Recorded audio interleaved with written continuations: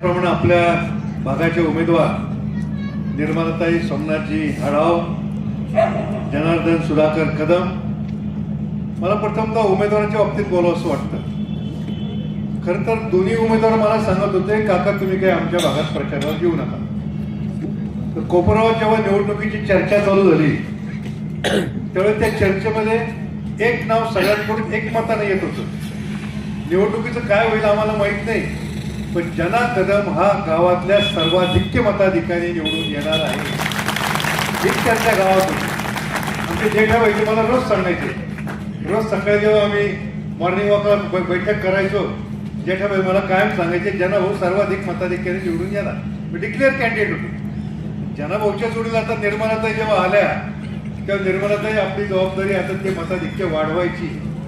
कोपरगावात नाही, महाराष्ट्रातलं सर्वाधिक मताधिक्य तुम्हाला मिळालं पाहिजे आणि ते मिळणार याची मला आजच्या सभेवरून खात्री वाटायला लागली. एक लक्षात घ्या, या आपल्या प्रभागामध्ये आहे कोण?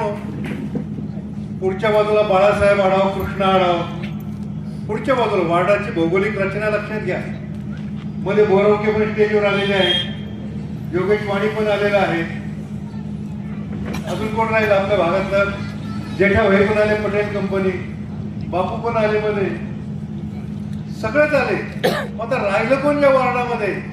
हे सगळे म्हणजे मी पण अनेक वेळा निवडणूक लढवल्या, सर्व निवडणुका लढवलेले बाळासाहेब, कृष्णाजी आपण सर्वजण या निमित्ताने एकत्र आलेलो आहोत.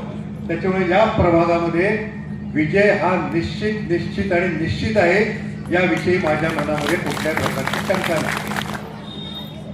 ही उपस्थिती म्हणजे दुसरं ही फक्त गर्दी नाही, तुमचं सक्षम नेतृत्व आणि आम्हा सगळ्यांचं तुमच्यावर असलेल्या विश्वासाची पावती आहे. थांबलेले का तर तुम्ही सर्वांचे लाडके म्हणून सगळे थांबले. हा वेळ स्वयंपाकाचा आहे महिलांचा, पण का थांबले तर आपले लाडके आमदार येत आहेत. सगळे म्हणजे स्वयंपाक बाजूला ठेवून सर्व महिला मंडळ तुमची वाट बघत थांबले. सर्वांनी सर्व प्रश्न मांडले, सगळं बोलून झालं, माझ्यासाठी काहीच ठेवलेलं नाही दादा. पण तरी मी एक वस्तीपुरतं बोलते. आता हा जो रस्ता आहे सर्वांनाच माहिती आहे या रस्त्याची काय अवस्था होती. तो रस्ता आपल्याला दादांमुळे झाला. आपल्या हवेपासून तर पाण्याच्या टाकीपर्यंत तो रस्ता दादांनी केला. राहिला विषय वस्तीत कुठल्याही प्रकारचे रस्ते नव्हते, गटार नव्हती, हायमॅक्स लाईट. हा लाईट इथं आम्ही देवी बसवायचो, इतकी लाईटची पंचत व्हायची. कोणाकडून लाईट घ्यावा, कोणाच्या मीटरमध्ये लाईट जोडावा, हा मोठा प्रश्न होता आमचा. पण आता हा आयमॅक्समुळे आमच्या देवीला कुठलाही प्रॉब्लेम येत नाही. राहिले विषय आमचे मेजर्स आहे, त्यांच्या घरी तर कळतच नाही कधी रात्र होते कधी दिवस आहे, एवढं प्रकाश आहे.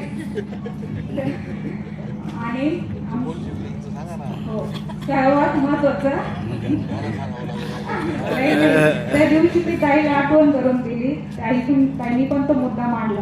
आपल्या वस्तीवरून 33 केव्ही कारखान्याची जी लाईट गेली होती, आपण किती दिवसापासून वरती हात करा हा मुद्दा दादांकडे मांडायचा. जेव्हा दादा आमदार नव्हते, दादांच्या दादा तेवढं बघा ना, ते लाईटचं बघा ना दादाकडे कुठलंही पद नव्हतं. साहेब कृष्णा भाऊ, डॉक्टर साहेब, फक्त साहेब सांगायचे, भाऊ बोला ना तेवढं, दादा तेवढं करा ना. पण दादाने शब्द दिला होता, थांबा थोडं. तो प्रश्न दादांमुळे सुटला. त्याला किती खर्च आला असता हे मलाही माहित नाही आणि तुम्हालाही सांगू शकत नाही आणि आपण करूही शकलो नसतो. ती सर्वात मोठी लाईट होती, 33 केव्ही कारखान्याची लाईट होती. त्याला शक्य नव्हतं की बाहेर काही बोलत नाही.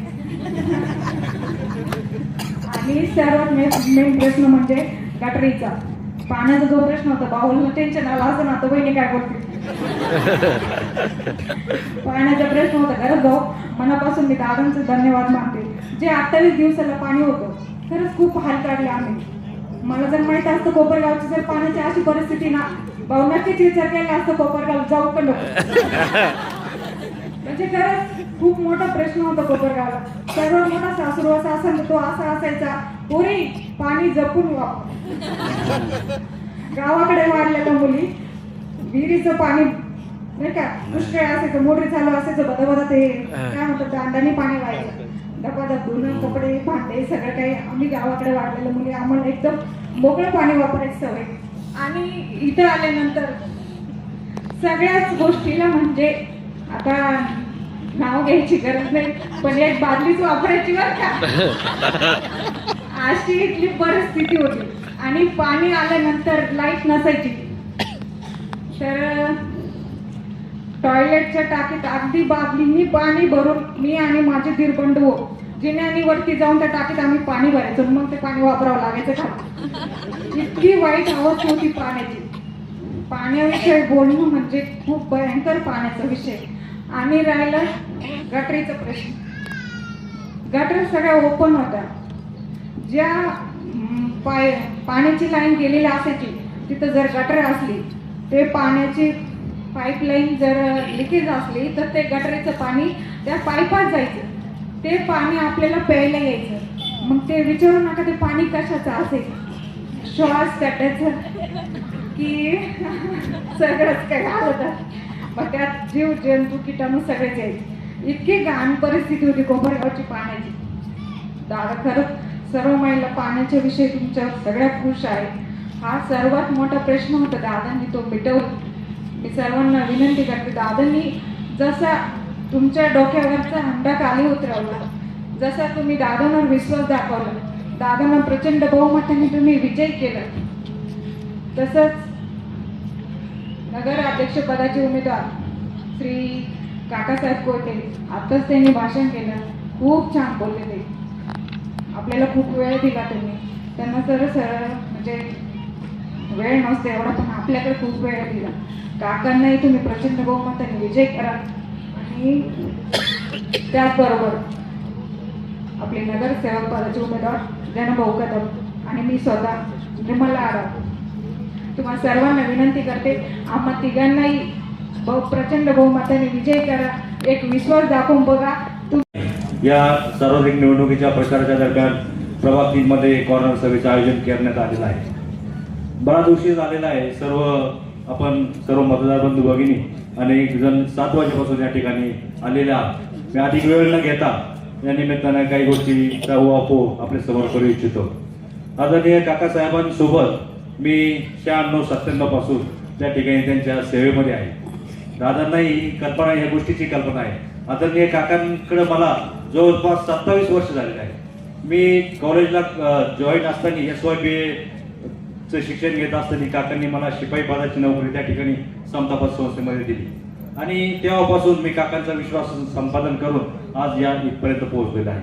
सन 2016 मध्ये आदरणीय काकांनी मला नगरसेवक पदासाठी त्यांच्या कुटुंबात कोणी उत्सुक नसल्यामुळं त्या ठिकाणी मला उमेदवारी त्यांनी दिली आणि या कोपरगाव शहरामध्ये सर्वाधिक जास्त मतांनी 850 मतांनी मी या ठिकाणी निवडून आलो होतो. आणि 2016 नंतर जेव्हा मी निवडून आल्यानंतर फक्त सेवाभाव म्हणून या प्रभागामध्ये मी कार्यरत राहिलो. अनेक विकास कामे कोपरगाव नगरपालिकेच्या माध्यमातून असेल, आपणही वेळोवेळी मला त्या ठिकाणी सहकार्य केलं. मागच्या 2-3 वर्षामध्ये फक्त विकासाचा एक अजेंडा घेऊन त्या ठिकाणी मी ह्या गेल्या 2016 पासून आजपर्यंत या ठिकाणी कार्यरत आहे. वेळोवेळी काकांनी मला त्या ठिकाणी मोलाचं मार्गदर्शन केलं. सुरुवातीच्या काळामध्ये हा भाग अतिशय प्रभाग हा सर्वाधिक मोठा आहे, आपल्याला कल्पना आहे. या प्रभागामध्ये निवारा असेल, कोजागिरी कॉलनी असेल, सुभद्रनगर, जानकी विश्व, रेती सिद्धी नगर या नव्याने स्थापन झालेल्या त्या ठिकाणी वसाहती होत्या. आडावस्ती असेल, भामानगर, साई सिटी, विद्यानगर, श्रीराम नगर, बँक कॉलनी असा हा विस्तृत असलेला वार्ड मोठ्या प्रमाणात त्या ठिकाणी होता. आणि अनेक वर्ष त्या ठिकाणी त्या भागाचा अनुशेष शिल्लक कामाचा अनुशेष त्या ठिकाणी शिल्लक राहिलेला होता. आणि मी सातत्यानं या कामासाठी या नगरपालिकेच्या माध्यमातून अनेक प्रश्न त्या ठिकाणी सोडविले आणि फक्त मागचे 9 वर्ष फक्त काम म्हणजे काम याच डोक्यात ठेवून त्या सातत्याने ते कामाचा पाठपुरावा करून आपल्या सर्वांच्या समस्या सोडवण्यामध्ये मी सक्षम ठरलो होतो आणि याची सर्व आपल्याला कल्पना आहे.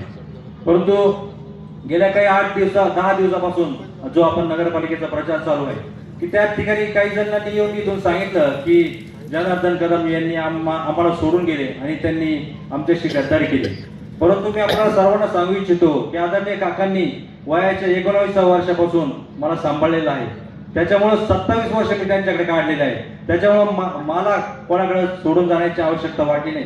काकासाहेब जिथे जातील त्यांच्या मागे मी राहणार हे आपल्याला सर्वांना सर्वश्रुत आहे. आणि यापुढे मी आदरणीय दादांनी मला या ठिकाणी उमेदवारी दिली आहे. आपल्या सर्वांच्या समोर मी सांगतो की मी जिथं असतो तिथं प्रामाणिक असतो आणि येत्या 5 वर्षामध्ये देखील आपली प्रामाणिकपणे निश्चितच मी सेवा करेन. आणि आपणही सर्वांनी या ठिकाणी आदरणीय काकांच्या मागे मोठ्या ताकदीनं आपल्याला सर्वांना उभं राहायचं आहे. आमच्या निर्मलाताई आढाव देखील आपल्या या उमेदवार आहेत. त्यांनाही आम्हाला तिघांनाही आपण प्रचंड मदत निवडून द्यावं अशी मी आपल्या सर्वांना विनंती करतो आणि थांबतो. जय हिंद, जय भारत.